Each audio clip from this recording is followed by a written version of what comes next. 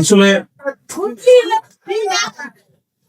আসলে আমি ভালো বক্তা না, ততক্ষণ অনেক গুরুত্বপূর্ণ আলোচনা আমরা শুনেছি এবং অনেক কিছু জানতে পারছি। এখানে না আসলে আসলে আমরা বাইরের বাইরে অনেক কিছু জানতাম, কিন্তু ভিতরের অনুভূতি গুলা আসলে বুঝতাম না। আজকে বিশেষ করে প্রথমে আসার পরে চিন্তা করলাম যে সময় আসলে লস করলাম। এখানে আসা আসলে মানে ওই রকম যেটা মনে করে আসছি, যেমন আমার ছেলে মেয়ে আসার পরে বলছে যে গেট টুগেদারে আসছি, তো গেট টুগেদার কই? মানে আমিও চিন্তা করলাম যে কেমন গেট টুগেদার, বিশাল একটা গ্যাদারিং, বাট সেই ধরনের গ্যাদারিং দেখছে না।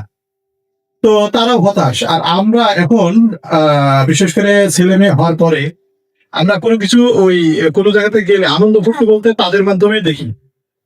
কোনো জায়গাতে বেড়াইতে গেলে মানে তাদেরটাই দেখি যে তারা যেটা পছন্দ করে সেটাই। তো এখানে আসছি, আমাদের আশা ছিল যে তারা ওইরকম দেখবে, বাট শুরুতে কিছু কোনো ওইরকম কিছু পাই নাই, অর্গানাইজ তেমন কিছু দেখলাম না।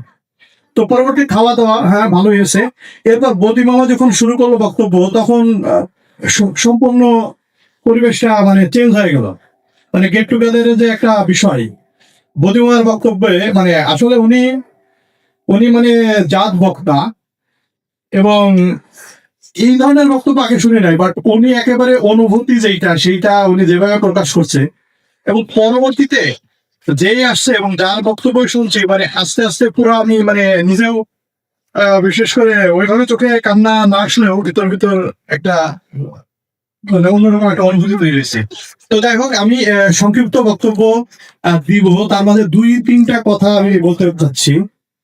একটা হলো যে আমরা বাইরে যারা জব করি, তারাও আশায় থাকি যে ঈদের ছুটিতেই আসা হয় আর কি। তো এইটা আমরা মানে ছুটিতে আসার আগেই চিন্তা করি ছুটি হয়তো শেষ হয়ে যাবে, আবার আসতে হবে। তো এই নিয়ে আমরা একটু ফান করে আমি একটা ভিডিও বানাইছিলাম। তো ওইটার বক্তব্য হালকা বলি যে অ্যাকচুয়ালি আমি আমার কলিগদের সাথে একটা বিষয় আলোচনা করছিলাম যে মানে পৃথিবীটা আসলে ক্ষণস্থায়ী। এখানে দেখা যাচ্ছে